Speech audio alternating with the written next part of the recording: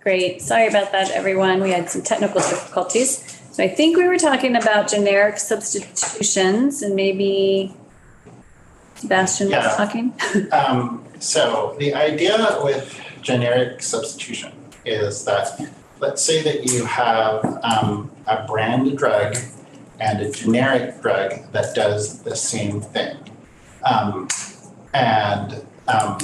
Because the brand drug is more expensive, it's on a lower tier of the PBM's formulary and thus has more cost sharing. What the law allows pharmacists to do is to say, hey, there's a generic equivalent that does the same thing, and I will substitute it for you, so you don't have to pay as much out of pocket, patient.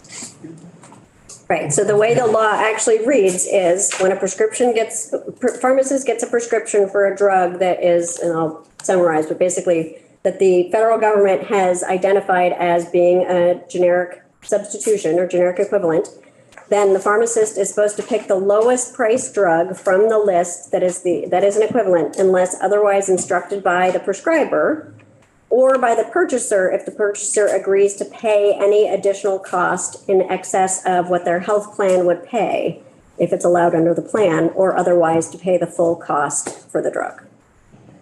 So, back to my question. We make that decision, right? Because we passed the law. Yes, the legislature set the generic substitution as the default unless the prescriber writes dispense as written or something similar, or the patient says, I want the brand name one. Yep. Brand name, and I'll pay the extra. Right. Okay. Any other questions for Daisy? Sorry to get into the weeds, but I believe that doesn't happen for, is it Suboxone? Yeah, so this goes into a whole another class of prescription drugs. So within the category of prescription drugs, there are three subcategories. So as we talked about, there are brand, and then there are generic, but then there's another class called biologics. And with brand and generic drugs, we're talking about chemical compounds that have some effect on the body, and those chemical compounds can be easily manufactured by another factory. So, for instance, aspirin is salicylic acid. That's the chemical term for it, and it is a chain of carbons and nitrogen, and you can make it. But biologics are long and complex things like entire proteins that have been devised by drug manufacturers, and because they exist in a different intellectual property regimen than brand and generic drugs, when another manufacturer makes a protein that does something similar, it's not exactly the same. So that's what we call a biosimilar. So to get to your example, like why it doesn't work this way with Suboxone and some other drugs, it's because all of those drugs, and this includes things like insulin too, are biologics.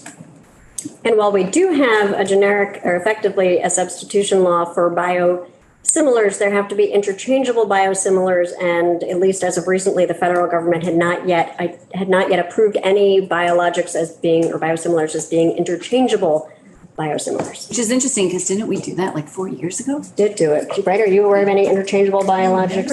I do, I There were like boxes. reported it. Yes, we did it in 2018, I think was the last time we were in that section. Yeah.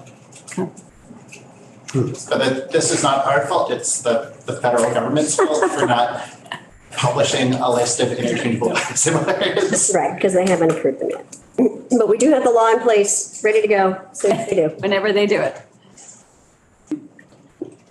All right, so I think that's a lot of information for today. Thank you both. It was very helpful. We'll we're gonna switch to something else tomorrow, but then Thursday, Sebastian will be back to talk about the report. So it's Act 131, which 60 pages. So by Thursday, you can all have it read. I'm just kidding. But it's helpful to breeze through it, maybe read if there's, an executive summary or recommendations.